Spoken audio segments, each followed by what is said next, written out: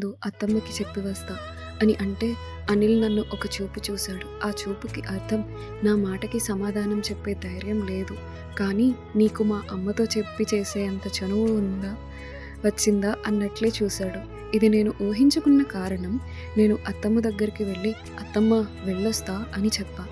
సరే అమ్మా, జాగ్రత్త, వాడికి కనీసం అమ్మకి చెప్పాలన్న ఇంగిత జ్ఞానం లేదు అంటూ గుమ్మం వరకు వచ్చారు.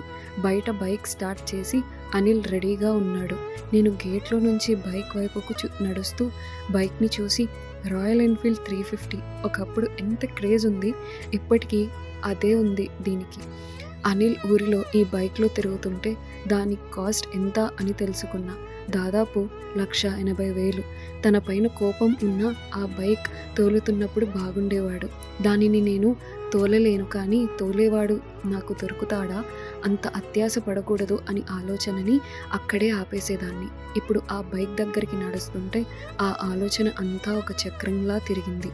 నాకు ఆ బైక్ ఎక్కడం ఇష్టం, కానీ ఎక్కేంత దాన్ని కాదు, అసలు ఎక్కడం తెలీదు అని తడబడుతూ ఉంటే నా చిందులు గమనించిన అనిల్ సన్నగా నవ్వులు ఆపుకుంటూ కాస్తంత బైక్ పక్కకి వంపాడు. అప్పుడు ఎక్కాను నేను.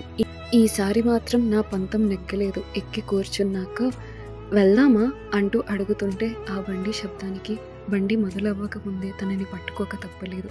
నా స్వతహాగా తనని నేను పట్టుకోవడం ఇదే మొదటిసారి. అసలు మర్చిపోలేను.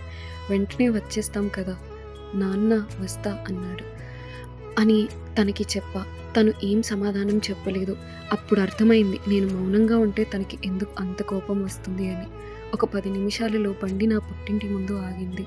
అక్కడికి వెళ్ళాక బండి దిగుతూ ఏంటి ఇక్కడికి తీసుకొచ్చావు అని అడుగుతూనే లోపలికి వెళ్ళాలన్న ఆశతో నా కళ్ళన్నీ ఇంటి గుమ్మం వైపే ఉన్నాయి. లోపలికి పద అంటూ తను నన్ను లోపలికి తీసుకెళ్ళాడు. అమ్మ నాన్న ఉన్నారు. నాన్న నన్ను చూసి తల్లి అంటూ దగ్గరికి వచ్చి రండి బాబు అంటూ అనిల్ వైపు చూసి మాట్లాడుతున్నారు. అమ్మ మమ్మల్ని చూసి ఆనందంలో ఆమె ముఖం వెలిగిపోతుంది. మరి పుట్టింటికి వచ్చిన స్వేచ్ఛ నిజం తెలుసుకోగలదంటారా? చూద్దాం. ప్లీజ్ లైక్ చేయండి. అండ్ నెక్స్ట్ ఏం జరుగుతుందని మీరు అనుకుంటున్నారో కామెంట్ చేసేయండి. Thank you.